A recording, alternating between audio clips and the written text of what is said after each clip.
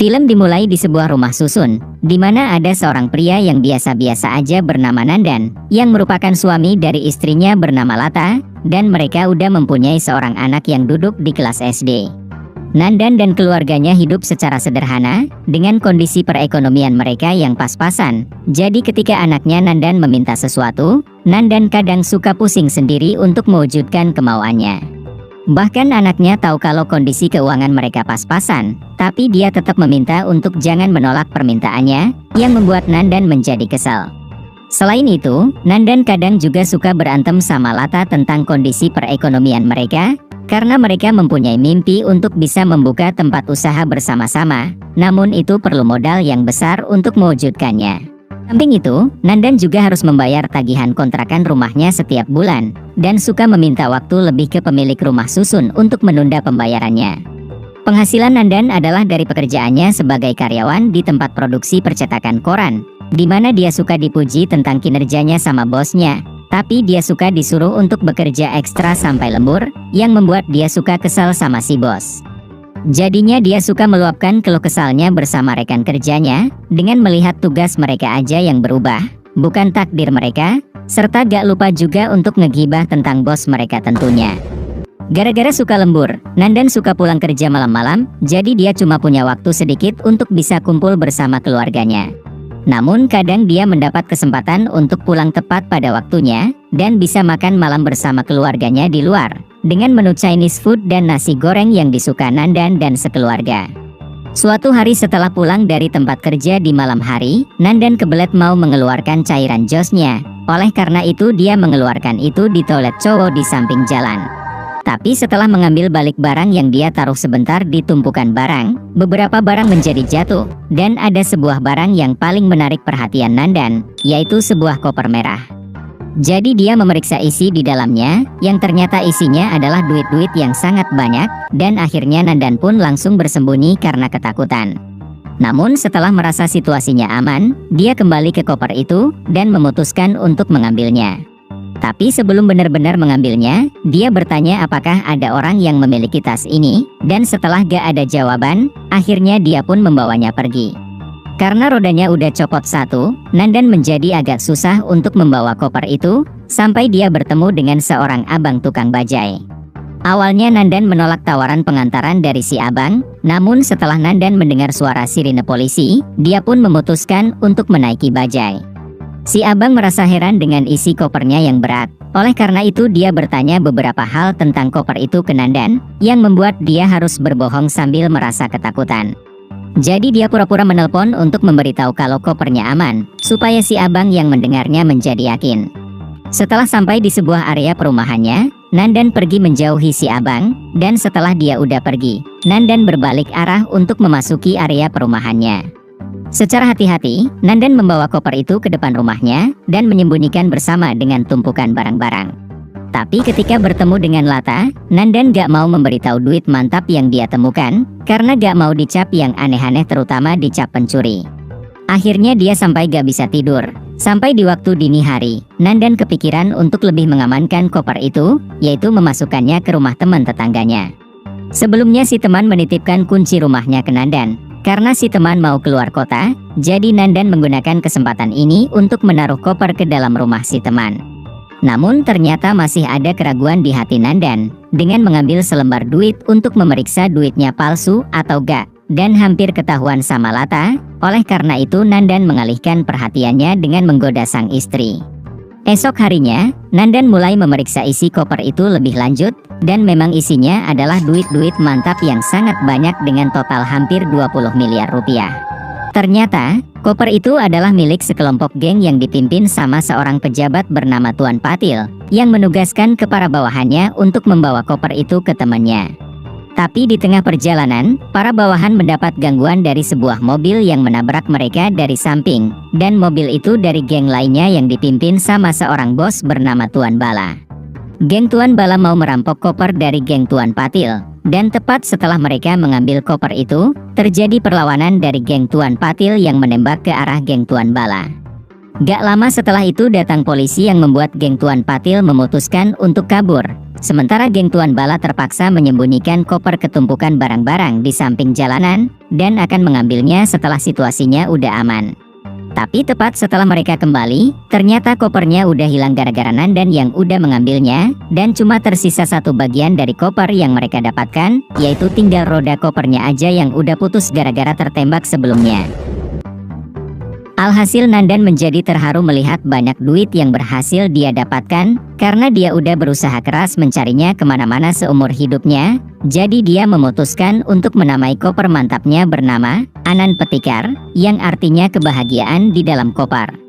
Namun kesenangannya harus segera berkurang ketika Nandan mulai mengetahui kejadian baku tembak kemarin dari sebuah berita, dan menyadari kalau koper itu adalah milik sekelompok geng penjahat. Sementara itu, kedua geng menjadi pusing untuk menemukan koper itu. Oleh karena itu kedua geng berusaha mencarinya, terutama geng Tuan Patil yang memutuskan untuk meminta bantuan seorang detektif bernama Pak Kolte, yang dikenal jago dalam menangani penjahat-penjahat yang lagi bersembunyi. Mulailah Pak Kolte mencari petunjuk-petunjuk tentang koper itu, dengan tinggal di sebuah toko buku bekas yang pernah terjadi kasus kejahatan, dan dibantu sama seorang bawahan, serta dari pihak polisi. Di malamnya hari setelah pulang dari kerja, Nandan seperti biasa pulang melewati jalan yang terjadi baku tembak itu, dan bertemu dengan beberapa polisi yang lagi memeriksa kamera CCTV. Setelah Nandan mengetahui kalau CCTV-nya udah rusak, dia pun menjadi tersenyum, karena merasa aman untuk mulai menggunakan duit-duit mantap itu untuk menyenangi keluarganya. Dia juga menggunakan duit itu untuk membayar tagihannya, sampai bisa makan enak dengan memakan nasi goreng dan Chinese food yang banyak, bahkan menyogok rekan kerjanya untuk melakukan pekerjaan yang biasa Nandan lakukan. Tapi Nandan gak lupa juga untuk berbagi, dengan membagikan makanan ke orang-orang yang membutuhkan, terutama Abang Obe di rumah susunnya. Suatu hari, Nandan dan sekeluarga pergi ke mall, di mana si anak merengek mau menonton film superhero, sementara Lata mulai menyadari kalau Nandan udah menghabiskan banyak duit belakangan ini. Jadi dia mengalihkan perhatiannya dengan berbohong, dan akhirnya mereka pun menonton film superhero di bioskop. Di saat itu Nandan dan Lata seperti biasa saling menggoda satu sama lain, sampai mereka membicarakan tentang Abang Obe mereka yang hari ini adalah jadwal dia untuk membersihkan rumah-rumah, dan Lata memberikan kunci tetangga mereka ke si Abang Obe untuk membersihkan rumah si tetangga. Ini baru diketahui Nandan, apalagi dia dan sekeluarga berencana akan pulang malam. Oleh karena itu, karena kopernya terancam bakal ketahuan, Nandan pun lagi-lagi melakukan pura-pura teleponnya di depan Lata, dan langsung cepet-cepet pulang ke rumah, sebelum si Abang Obe sampai ke dalam rumah si tetangga. Begitu Nandan sampai di dalam rumah si tetangga, dia melihat si Abang Obe yang belum menemukan kopernya, jadi dia langsung menyuruhnya untuk bersih-bersih di rumah lain sambil memberikan sejumlah duit. Merasa gak aman, Nandan pun memutuskan untuk membagikan beberapa duit ke dalam beberapa kantong kresek, dan menyembunyikan di berbagai sisi di rumahnya, termasuk di tempat kerjanya. Beberapa hari kemudian, Nandan dikejutkan dengan kedatangan seseorang, yang ternyata itu adalah tetangganya yang pulang lebih cepat. Oleh karena itu Nandan beralasan yang macam-macam untuk bisa mengamankan kopernya dulu, dan menyembunyikan ke dalam rumahnya, sebelum dia mengembalikan kunci rumah si tetangga. Alhasil Nandan menjadi galau, memikirkan bagaimana cara menggunakan duit sebanyak itu sampai habis. Sementara dia masih merasa ketakutan jika misalkan Lata mengetahui penemuannya ini. Ini dikarenakan Nandan yang gak membedakan antara duit hitam dan putih, karena merasa duit yang dia temukan itu udah menjadi miliknya, dan pasti duit sebanyak itu bukan milik orang miskin, serta gak merasa yang dia lakukan adalah dosa. Sementara itu, Pak Kolte dan bawahannya udah mengambil semua rekaman CCTV di sepanjang jalan tempat terjadinya baku tembak, dan melihat Nandan dengan bajai yang membuat mereka curiga. Perasaan curiga mereka bertambah ketika melihat Nandan membawa koper itu dan menaiki bajai. Jadi Pak Kolte dan bawahan melihat plat nomor bajai yang agak buram bagi mereka, dan mencatat beberapa kemungkinan plat nomor yang mereka lihat. Kemudian, mereka memanggil beberapa supir bajai dari plat nomor mereka, dan menanyakan kesaksian mereka tentang Nandan. Sampai akhirnya mereka bertemu dengan supir yang tepat, dan dia mengaku curiga dengan tingkah laku Nandan pada saat itu. Oleh karena itu mereka pergi ke tempat si supir berpisah dengan Nandan, tapi ketika ditanya apakah ingat dengan wajahnya, si supir menjawab cuma sedikit mengingatnya. Jadi Pak Kolte meminta bantuan seorang pelukis untuk menggambar Nandan dari keterangan si supir. Namun yang si pelukis gambar malah aktor terkenal India si Shah Rukh Khan. Dan si supir menjawab kalau Nandan bukan seperti itu wajahnya. Alhasil Pak Kolte menjadi marah dengan menabok si supir. Tapi ini membuat dia teringat kalau Nandan pernah menjatuhkan sebuah kartu bank miliknya. Oleh karena itu Pak Kolte mulai bertanya ke semua cabang-cabang bank. Gak jauh dari lokasi si supir menurunkan Nandan. Sementara itu, Nandan memutuskan untuk menaruh beberapa duit ke cabang bank langganannya dan bertanya di mana dia bisa mendapatkan mesin penghitung duit yang dipakai petugas bank, karena dia ada 2 karung duit di rumah yang gak bisa dihitung. Ini membuat semua orang di sekitarnya pada ketawa, merasa apa yang dibilang Nandan itu lucu. Seorang petugas bank lalu permisi untuk bertemu dengan temannya, jadi Nandan duduk untuk menunggu si petugas, namun dia menjadi ketakutan ketika si petugas bank dan temannya berbicara ke arah dia, apalagi ada CCTV di bank ini. Tapi Nandan sebenarnya salah paham, karena para petugas bank lagi membicarakan tentang seorang rekan kerja di samping Nandan, yang membuat dia makin ketakutan, dan memutuskan untuk kabur. Alhasil dia menjadi panik, dan akhirnya nasibnya pun gak diketahui ketika ada truk yang melintas ke arahnya. Namun untungnya Nandan masih gak apa-apa dengan terbangun di dalam bank, di mana dia diberitahu kalau dia hampir mengalami kecelakaan dan langsung pingsan, sebelum dikasih struk bank hasil deposit duitnya. Esok harinya, Pak Kolte mendatangi banknya Nandan, di mana pencariannya akhirnya menemukan titik terang, dengan si petugas bank yang memberitahu kalau dia bertemu dengan pelanggan yang mencurigakan tingkah lakunya kemarin, dan akhirnya Pak Kolte pun mengetahui namanya adalah Nandan beserta alamatnya dari si petugas bank. Di malamnya setelah pulang dari kerja, Nandan udah ditungguin sama Lata untuk berbicara tentang sesuatu, yang ternyata dia udah berhasil menemukan di mana Nandan menyembunyikan kopernya. Akhirnya Nandan menjadi ketahuan juga, dan Lata pun langsung marah-marah dengan apa yang ditemukan Nandan, menganggap duitnya adalah duit terkutuk. Merasa gak tahan dengan kekesalan Lata, Nandan pun menyuruh Lata untuk diam, dan mengungkapkan keluh kesahnya tentang kondisi keuangan mereka, dan menekankan kalau mereka itu butuh duit untuk mewujudkan keinginan-keinginan mereka.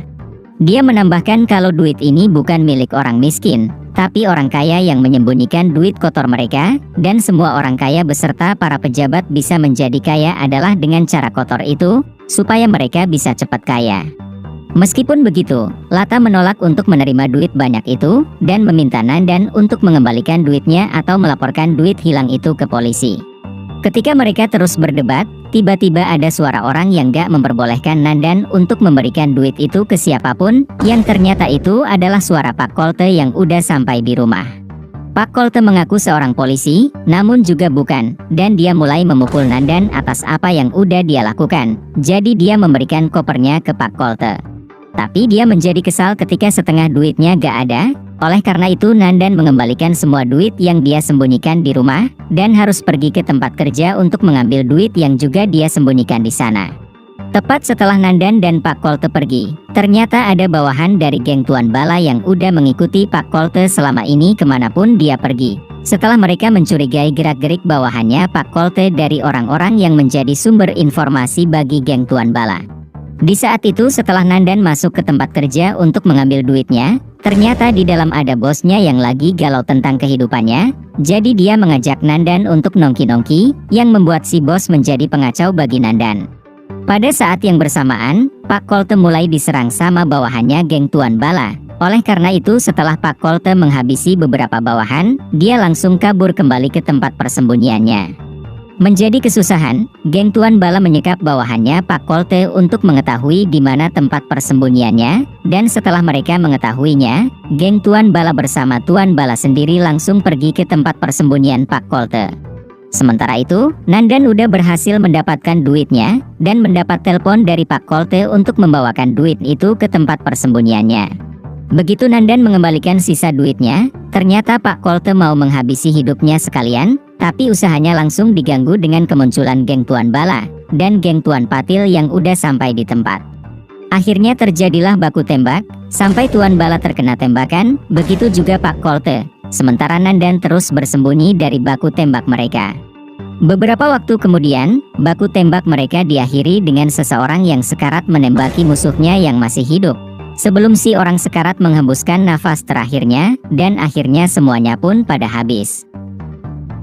Setelah situasi udah aman, Nandan mendapat telepon dari Lata, jadi dia langsung mengungkapkan kalau dia udah lelah mengejar duit kotor itu terus-menerus, dan mau menjalani hidup seperti sebelumnya. Tapi sebelum dia bisa keluar dari tempat ini, dia dikagetkan dengan sesuatu yang jatuh dari atas, yang ternyata itu sianan petikar yang disembunyikan sama Pak Kolte sebelumnya. Oleh karena itu sebelum mengambilnya, dia bertanya lagi seperti yang pernah dia tanyakan sebelumnya, apakah ada orang yang memiliki koper ini? Dan setelah gak ada yang menjawab, dia gak jadi menyesal tentang penemuan duit mantap itu, dan akhirnya Nandan pun kembali menjadi kaya raya. Film diakhiri dengan Tuan Patil yang udah kehilangan banyak duit, dan memutuskan untuk tinggal di daerah terpencil. Tapi dia gak mengetahui, kalau ternyata dia udah diikutin sama 2 orang dari geng Tuan Bala yang masih ada dengan menyamar sebagai petani, dan akhirnya Tuan Patil pun habis.